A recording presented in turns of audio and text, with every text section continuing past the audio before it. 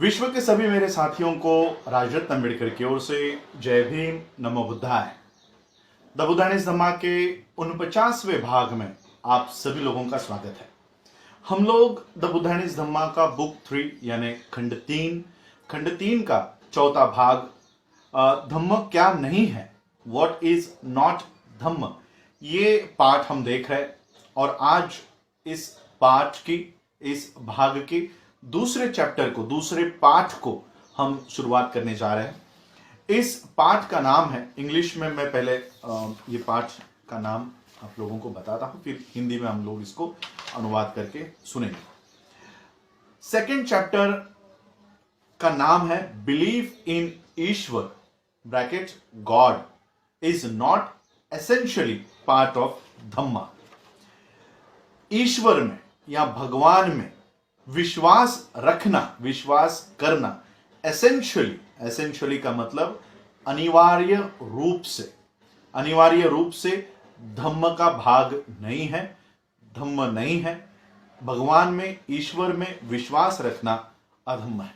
तो चलिए इस पाठ की शुरुआत करते हैं, क्योंकि ये पाठ बहुत लेंदी है, बहुत बड़ा है और इसका अनुवाद करने में मुझे बहुत देर लगी। तो ये एपिसोड में भी ये काफी लंबा हो जाएगा, तो वक्त जाया किए बिना हम इस पाठ को शुरुआत करते हैं। इस पाठ का नाम है भगवान या ईश्वर में विश्वास, ये अनिवार्य रूप से धम्म का भाग नहीं है। इस विश्व का निर्माण किसने किया, ये एक आम सवाल है जो हमेशा पूछा जाता है, और इसका एक आम जवाब भी है जो हमेशा दिया जाता है। इस विश्व का निर्माण भगवान ने किया, ये उसका आम जवाब है। ब्राह्मणों के इस योजना या ब्राह्मणों के इस स्कीम में भगवानों के कई नाम दिए हुए हैं: प्रजापति, ईश्वर, ब्रह्मा, महाब्रह्मा। भगवान कौन है और वो अस्तित्व में कैसे आया, इस सवाल का उनके पास कोई जवाब नहीं होता। जो लोग भगवान के अस्तित्व में विश्वास करते हैं, वो लोग ऐसा वर्णन करते हैं कि भगवान ये सर्वशक्तिशाली है, सर्वशक्तिमान है, कण कण में मौजूद है, पूरे ब्रह्मांड में समाया हुआ है, सर्वज्ञानी है, ऐसा वो कहते हैं। और भगवान सब कुछ जानता है, ऊपर वाला सब देख रहा है, ये उनका जवाब होता है। कुछ नैतिक गुण भी है जो ये लोग, इस तरह के लोग भगवान के मत्थे चढ़ा दिए हैं। इन लोगों ने भगवान के माथे पर चढ़ा दिए हैं। ऐसे बताया जाता है कि भगवान सबसे अच्छा है, न्यायी है, सच्चा है, निष्पक्ष है और सभी से प्यार करता है। अब सवाल यह पैदा होता है, क्या तथागत बुद्ध ने कभी भी भगवान के अस्तित्व को माना है? क्या तथागत बुद्ध ने इस सिद्धांत को उन्होंने स्वीकार किया है? भगवान के अस्तित्व के सिद्धांत के बारे में तथागत बुद्ध का जवाब है कि नहीं, तथागत बुद्ध ने कभी भी ईश्वर के अस्तित्व को स्वीकार नहीं किया। उन्होंने ऐसा कभी नहीं माना, और भगवान के अस्तित्व के सिद्धांत का अस्वीकार करने के पीछे तथागत बुद्ध के कई सारे कारण थे, कई सारे आधार थे। किसी ने भी भगवान को नहीं देखा है, लोग केवल भगवान की बातें करते हैं। भगवान अनजान है, अनदेखा है। विश्व, पृथ्वी का निर्माण भगवान ने किया है, ये कोई साबित नहीं कर सकता। और पृथ्वी, विश्व, इसका निर्माण नहीं हुआ है, ये विकसित हुई है, इसका परिवर्तन हुआ है, इसका विकास हुआ है, इसे किसी ने भी नहीं बनाया है, ये तथागत बुद्ध का मानना था। भगवान में विश्वास करने से क्या फायदा हो सकता है, और ये सिर्फ एक हानिकारक चीज हो सकती है। भगवान में विश्वास करना ये हानिकारक चीज है। तथागत बुद्ध ने कहा, जो धर्म भगवान पर आधारित है, ऐसा धर्म पूरी तरह से कल्पना के ऊपर आधारित है, और जो धर्म भगवान के ऊपर आधारित है, ऐसा धर्म अपनाने लायक नहीं है। ये केवल लोगों को अंधविश्वासी बनाता है, अंधविश्वास उत्पन्न करता है। तथागत बुद्ध ने इस सवाल को यही तक नहीं छोड़ा। तथागत बुद्ध ने इस सवाल के कई पहलुओं के ऊपर चर्चा की, और जिन आधारों पर तथागत बुद्ध ने इस सिद्धांत का खंडन किया या इस सिद्धांत को अस्वीकार किया, वो कई सारे थे, वो कई सारी वजह थी। उनका तर्क ये था कि भगवान के अस्तित्व का सिद्धांत ये सच्चाई पर आधारित नहीं है, it is not based on truth, ये सच्चाई पर आधारित नहीं है। वासिष्ठ और भरद्वाज ये दो ब्राह्मण थे, इन दो ब्राह्मणों के साथ जो तथागत बुद्ध का संवाद हुआ है, उस संवाद में ये सारी बातें स्पष्ट हो जाएंगी। तो चलिए जानते हैं कि ये संवाद क्या है। वासिष्ठ और भरद्वाज ये दो ब्राह्मण थे। इन दोनों में एक दिन बहुत बड़ी बहस छिड़ गई। उनका कहना था कि मोक्ष पाने का सच्चा और सीधा मार्ग कौन सा है और झूठा मार्ग कौन सा है। उसी समय तथागत बुद्ध ये कौशल देश में अपने भिक्षु संघ के साथ वहां पर सफर कर रहे थे। वहां ब्राह्मणों का गांव था मानसकता। मानसकता में वहीं पर आम के वन में अकीरावती के किनारे पर ये तथागत बुद्ध वहां पर ठहरे हुए थे। वासिष्ठ और भरद्वाज ये उसी गांव में रहा करते थे। जब वासिष्ठ और भरद्वाज को पता चला कि तथागत बुद्ध उन्हीं के गांव में रुके हुए हैं, तो ये दोनों भी तथागत बुद्ध से अपना नजरिया व्यक्त करने के लिए वहां पर चले गए। और फिर तथागत बुद्ध को वंदन करके वो एक और बैठ गए और उन्होंने अपनी बात रखी। भरद्वाज ने कहा कि तरुक्खा ये किसी ब्राह्मण का नाम था। तरुक्खा का मार्ग ये सीधा मार्ग है, ये तुरंत मोक्ष दिलाता है, और जो इसके ऊपर मार्ग क्रमण करता है, जो इनके अनुसार चलता है, वो ब्रह्मा को पा लेता है या ब्रह्मा को जाकर मिल जाता है। वासिष्ठ ने कहा, हे तथागत, बहुत सारे ब्राह्मण बहुत सारे अलग अलग मार्ग बताते हैं। अद्धरिया ब्राह्मण, तितोरिया ब्राह्मण, कंचोका ब्राह्मण, बिहू वर्गीय ब्राह्मण, सभी तरह के ब्राह्मण ये अलग अलग मार्ग बताते हैं, और वो कहते हैं कि उनके अनुसार अगर मार्ग क्रमण किया तो वो ब्रह्मा को प्राप्त हो जाएंगे, ब्रह्मा से मिल जाएंगे। जिस तरह से किसी गांव के नजदीक में बहुत सारे रास्ते होते हैं जो गांव के अंदर पहुंचते ही एक जगह पर मिल जाते हैं, उसी तरह से ये ब्राह्मणों ने बताए हुए अलग अलग रास्ते हैं जो ब्रह्मा से जाकर मिल जाते हैं। तथागत ने पूछा, वासिष्ठ, क्या तुम इस बात पर भरोसा करते हो? क्या तुम ऐसा कहना चाहते हो कि वो सभी सही मार्ग है? क्या वो सभी सही मार्ग क्रमण कर रहे हैं? क्या तुम ऐसा कहना चाहते हो?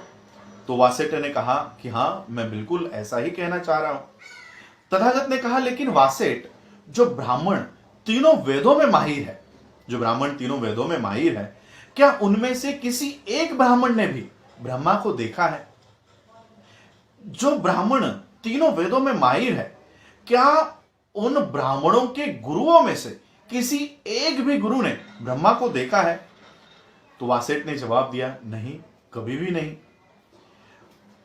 तथागत बुद्ध ने कहा कि जो ब्राह्मण तीनों वेदों में माहिर है, उनके गुरु ने कभी अगर इनको नहीं देखा, तो क्या किसी ब्रह्मा को किसी ने नहीं देखा, किसी ने ब्रह्मा को नहीं देखा, किसी को ब्रह्मा का ज्ञान नहीं है? वासिष्ठ ने भी कहा कि हाँ, ये ऐसा ही है, किसी ने ब्रह्मा को नहीं देखा, किसी को ब्रह्मा का ज्ञान नहीं है, ये ऐसे ही है। तथागत ने तब कहा, आप ये जो ब्रह्मा का कथन है कि ब्रह्मा का अस्तित्व सच्चाई पर आधारित है, ये कैसे मान सकते हो? जैसा कि वासिष्ठ, तथागत कहते हैं कि वासिष्ठ, किसी अंधों की अगर भीड़ हो, कोई अंधे अगर एक लाइन में खड़े हो, तो उस रांग में, उस लाइन में, उस क्यू में शुरुआत में खड़ा हुआ जो अंधा है वो भी देख नहीं पाता, बीच में जो अंधा खड़ा है उसे भी कुछ दिखाई नहीं देता, और सबसे आखिर में जो अंधा खड़ा है उसे भी कुछ दिखाई नहीं देता। तो वासिष्ठ ये इसी तरह से है, ये जो ब्राह्मण बता रहे हैं उसी तरह से वासिष्ठ ब्राह्मणों का कथन भी ये अंधा कथन है, अंधों के बातों के जैसा है, जिसे ना तो आगे का ब्राह्मण देख पा रहा है, ना तो बीच में खड़ा हुआ ब्राह्मण देख पा रहा है, ना तो आखिर में खड़ा हुआ ब्राह्मण इस ब्रह्मा के अस्तित्व को या ब्रह्मा को देख पा रहा है। ब्राह्मणों का यह कथन पूरी तरह से हास्यास्पद है, रेडिकुलस, व्यर्थ है और खोखला है, एम्प्टी है। इस तरह से तथागत बुद्ध ने वासिष्ठ को समझाया और एक उदाहरण तथागत बुद्ध ने दिया। तथागत बुद्ध कहते हैं कि वासेट, ये ऐसा नहीं है कि किसी पुरुष को एक ऐसे स्त्री से प्यार हो गया है, प्रेम हो गया है, जिस स्त्री को उसने कभी देखा ही नहीं है। क्या ये ऐसा नहीं है? वासेट ने कहा, ये तो ऐसा ही है। वासेट तुम बताओ। तथागत बुद्ध कहता है कि वासेट तुम सोचो, अगर लोग आकर उस व्यक्ति से, उस पुरुष से पूछे कि हे दोस्त, जिस लड़की से, जिस स्त्री से तुम प्यार करते हो, वो कौन से कुल की है? क्या वो कुलीन है? क्या वो ब्राह्मण है? क्या वो वैश्य है, बनिया है, या शूद्र है? तो वो क्या जवाब देगा उसका? महाब्रह्मा या विश्व का तथाकथित निर्माता के उत्पत्ति के संदर्भ में भी तथागत ने भरद्वाज और वासिट से कहा कि जो व्यक्ति जो सबसे पहले इस विश्व में जन्मा है, वो ऐसा मान लेता है कि मैं ही ब्रह्मा हूं, मैं ही विजेता हूं, मैं अपराजित हूं, सर्वज्ञानी हूं, भगवान हूं, विश्व का निर्माता हूं, खुद का गुरु हूं, जो है और जो होने वाला है, उन सब का मैं ही पिता हूं। मुझसे ही ये सारा विश्व निर्माण हुआ है। इसका मतलब है कि ब्रह्मा ही सब का जो है और जो होने वाला है, उन सब का पिता है। उनमें जिसने हम सबको बनाया है, वो स्थिर है, स्थिर है, नित्य है, हमेशा के लिए वो बना रहेगा, परमानेंट है, वो अनंत है, सनातन है, कभी भी मिटने वाला नहीं है, कभी भी बदलने वाला नहीं है, और जो हमेशा हमेशा के लिए इस धरती पर, इस विश्व में रहने वाला है। तो तथागत बुद्ध कहते हैं कि तो फिर अब मुझे बताओ, फिर हम जिसको ब्रह्मा ने ही बनाया है, जिसको ब्रह्मा ने बनाया है, हम अस्थिर क्यों है? हम क्षणिक क्यों है? हम भगवान के जैसे या ब्रह्मा के जैसे अनित्य क्यों नहीं है, नित्य क्यों नहीं है, परमानेंट क्यों नहीं है? हम क्षणिक क्यों है? जिस तरह से ब्रह्मा ये सनातन है, हमेशा के लिए रहने वाला है, हम अल्पायु क्यों है? मरने के लिए हम क्यों बाध्य है? वासिष्ठ के पास इसका कोई जवाब नहीं था। तथागत बुद्ध का तीसरा तर्क था, ब्रह्मा के सर्व शक्तिशाली होने के बारे में तथागत बुद्ध ने सवाल उत्पन्न किए। तथागत बुद्ध का कहना था, तथागत बुद्ध ने कहा कि अगर भगवान सर्वशक्तिशाली है और विश्व का निर्माण उन्होंने ही किया है, ब्रह्मा ने किया है, तो फिर इंसान को कुछ करने की जरूरत ही नहीं है। अगर ब्रह्मा ही सर्वशक्तिशाली है तो इंसान को कुछ करने की जरूरत नहीं है। इंसान तो बस एक निष्क्रिय जीव होकर रह जाएगा। उसे विश्व के कामकाज में उसका कोई योगदान नहीं है, विश्व के कामकाज में उसे भाग लेने की कोई जरूरत ही नहीं होगी। वासिष्ठ के पास इसका भी कोई जवाब नहीं था। तथागत बुद्ध का चौथा तर्क था, अगर भगवान अच्छा है तो फिर इंसान खूनी क्यों है? वो मर्डरर क्यों है? इंसान खून क्यों करता है, हत्यारा क्यों है? अगर भगवान अच्छा है तो इंसान चोरी क्यों करता है? तो इंसान झूठा क्यों है? किसी की निंदा क्यों करता है? अपमानकारक बकवास क्यों करता है? लालची क्यों है? इंसान अशुद्ध क्यों है? ढोंगी क्यों है? दुष्ट क्यों है? विकृत क्यों है? इसका कारण ईश्वर होना चाहिए, भगवान होना चाहिए। क्या ये किसी अच्छे भगवान के अस्तित्व से मुमकिन है? तथागत बुद्ध का पांचवा तर्क था, भगवान के सर्वज्ञानी, न्यायी और कृपालु होने के संदर्भ में, कि भगवान जो है वो न्यायी है, सबको समान न्याय देता है, दयालु है, कृपालु है और न्यायी है। इस सिद्धांत का तथागत बुद्ध ने खंडन किया। तथागत बुद्ध कहते हैं कि अगर इस दुनिया का सर्वोच्च निर्माता ये भगवान है, जो न्यायी है, जो दयालु है, तो फिर दुनिया में इतना अन्याय क्यों है? जिनके पास आंखें हैं वो इस घिनौने दृश्य को देख सकते हैं, तो फिर ब्रह्मा उनके जीवों को व्यवस्थित क्यों नहीं रख सकता? जिनके पास आंखें हैं वो इस दुनिया में फैले हुए घिनौने दृश्य को देख सकते हैं, तो ब्रह्मा नहीं देख सकता? वो इन सभी लोगों को व्यवस्थित क्यों नहीं रखता?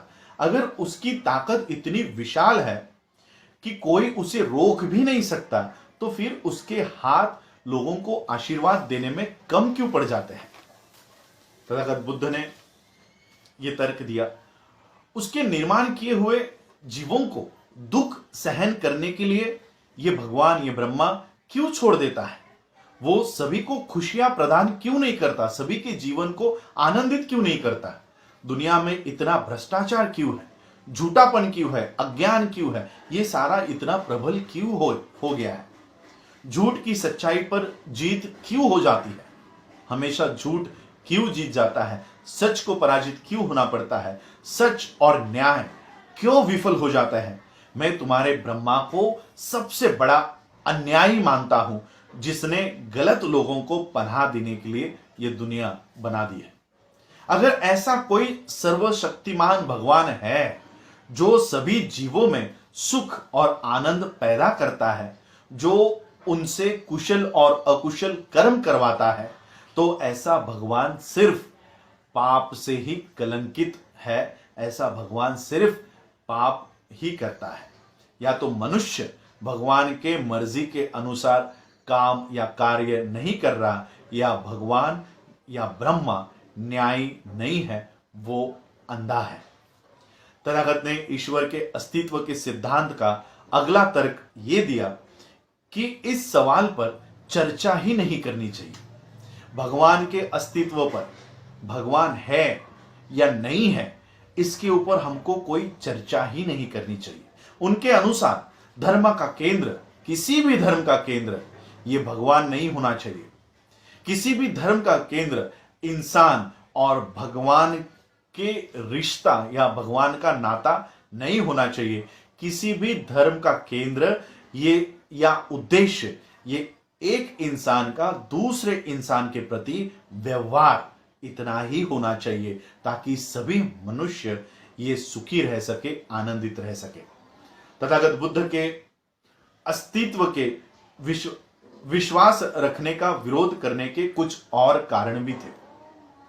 तथागत बुद्ध का भगवान के अस्तित्व में विश्वास रखने के जो कारण थे वो ये थे कि वो धार्मिक क्रियाकर्म, कर्मकांड इसके विरोधी थे। तथागत बुद्ध धार्मिक क्रिया कर्म करने के, कर्मकांड करने के, पूजा, होम हवन, यज्ञ करने के विरोधी थे। उनका यह मानना था कि ये धार्मिक क्रियाकर्म ये अंधविश्वास को पैदा करता है, ये अंधविश्वास को निर्माण करता है, ये अंधविश्वास का घर है। और अंधविश्वास ये सम्यक दृष्टि, सम्मा दिट्ठी को खत्म कर देता है, उसको मार डालता है, जो अष्टांगिक मार्ग का सबसे मुख्य और महत्वपूर्ण घटक है। तथागत बुद्ध के अनुसार भगवान में विश्वास रखना सबसे खतरनाक चीज थी।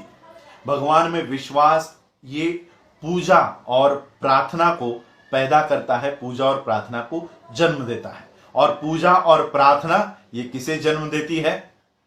पूजा और प्रार्थना ये पुजारी और पुरोहित शाही को जन्म देती है। और ये पुजारी कौन है? ये पुजारी वो है जो दुष्ट प्रतिभाशाली व्यक्ति है, जिसने सभी तरह के अंधविश्वास का निर्माण किया और सम्मा दिट्ठी के विकास को रोक दिया, सम्मा दिट्ठी के विकास को खत्म कर दिया। पुजारी, ये पुरोहित, इन्होंने भारत में से सम्यक दृष्टि को खत्म कर दिया। इन तर्कों में कुछ तर्क, तथागत बुद्ध के इन तर्कों में से कुछ तर्क व्यवहारिक थे और अधिकांश, ज्यादातर तर्क ये आध्यात्मिक थे। तथागत बुद्ध जानते थे कि ये तर्क भगवान में विश्वास रखने के घातक या मारक नहीं है, लेकिन ये नहीं मान लेना चाहिए कि तथागत बुद्ध के पास ऐसा कोई घातक तर्क जो भगवान में विश्वास रखने के खिलाफ हो, ऐसा कोई तर्क या सिद्धांत तथागत बुद्ध के पास नहीं था, ऐसे नहीं मानना चाहिए। तथागत बुद्ध के पास एक सबसे बड़ा सिद्धांत था, सबसे बड़ा तर्क भगवान के अस्तित्व में विश्वास रखने के खिलाफ एक सबसे बड़ा तर्क था, जो प्रतीत्य समुत्पाद के सिद्धांत में निहित है, जिसे उत्पत्ति के निर्भरता का सिद्धांत इस नाम से जाना जाता है। इस सिद्धांत के अनुसार, इस विचार के अनुसार भगवान का अस्तित्व है या नहीं है, यह मुख्य सवाल नहीं होना चाहिए। ना ही ईश्वर ने दुनिया बनाई है या नहीं बनाई है, यह भी महत्वपूर्ण सवाल नहीं है। तथागत बुद्ध के अनुसार असली सवाल, मुख्य महत्वपूर्ण सवाल यह है कि सवाल तो यह होना चाहिए कि किसी निर्माता ने विश्व का निर्माण कैसे किया है। अगर इस सवाल का हम सही जवाब दे सके तो हम भगवान के अस्तित्व के सिद्धांत का कारण या सिद्धांत का रूप जान पाएंगे। महत्वपूर्ण सवाल यह है, क्या ईश्वर ने इस दुनिया का, इस सृष्टि का रचना, इस सृष्टि का निर्माण किसी अस्तित्व में, पहले से अस्तित्व में जो चीजें हैं उससे किया है, या जो चीजें अस्तित्व में नहीं है उन चीजों से किया है? ये तो मुश्किल होगा। जो चीजें अस्तित्व में नहीं है उससे सृष्टि का निर्माण कर पाना, ये सिद्धांत या ये बात मानने के लिए बहुत ही अस्वीकार्य है। ये नहीं माना जा सकता कि किसी अस्तित्व में नहीं होने वाले चीजों से दुनिया का, विश्व का निर्माण हुआ है। और अगर यह मान लिया जाए, यह मानना तो मुश्किल है, लेकिन अगर यह माना जाए कि पहले से ही अस्तित्व में चीजों से इस विश्व का निर्माण हुआ है, तो फिर भगवान के पहले से ही, ब्रह्मा के पहले से ही मौजूद जो चीजें थी, और इसलिए इन चीजों में से जो पहले से ही अस्तित्व में थी, उस चीजों में से अगर विश्व का निर्माण हुआ है, तो फिर भगवान या ब्रह्मा इस विश्व का निर्माता कैसे हो सकता है? और अगर कोई चीज किसी ने भगवान से पहले ही बनाई है, तो फिर भगवान को निर्माता हम नहीं कह सकते। इस तरह तथागत बुद्ध ने भगवान के अस्तित्व के खिलाफ मुंह तोड़ जवाब तथागत बुद्ध ने दिया, जो शुरुआत में या आहत में ही गलत है। गलत होने के कारण तथागत बुद्ध ने भगवान को विश्व का निर्माता मानना ये धम्म नहीं है। इस तरह से तथागत बुद्ध ने बताया कि ये सिद्धांत शुरुआत से ही गलत है, और इसलिए भगवान के अस्तित्व को मानना या भगवान या ब्रह्मा को मानना ये धम्म नहीं है। ये केवल झूठ या मिथ्य में विश्वास रखने जैसा ही है। और इसलिए तथागत बुद्ध कहते हैं, डॉक्टर बाबा साहब अम्बेडकर जी ने ये चैप्टर हमारे सामने लेकर आए कि भगवान के अस्तित्व में विश्वास रखना अनिवार्य तौर से धम्म नहीं है। और इसलिए जो लोग बुद्ध को मानते हैं, उनके लिए ना तो राम है, ना तो कृष्ण है, ना तो ब्रह्मा है, ना तो गणेश है। इस तरह के कोई काल्पनिक देवी देवता भारत के किसी भी बौद्धों के मन में, दिमाग में नहीं होने चाहिए। अगर है तो वो धम्म नहीं है। आज आप लोगों ने मुझे सुना, उसके लिए आप सभी लोगों का आभार, धन्यवाद। जय भीम, जय भारत, जय बुद्ध।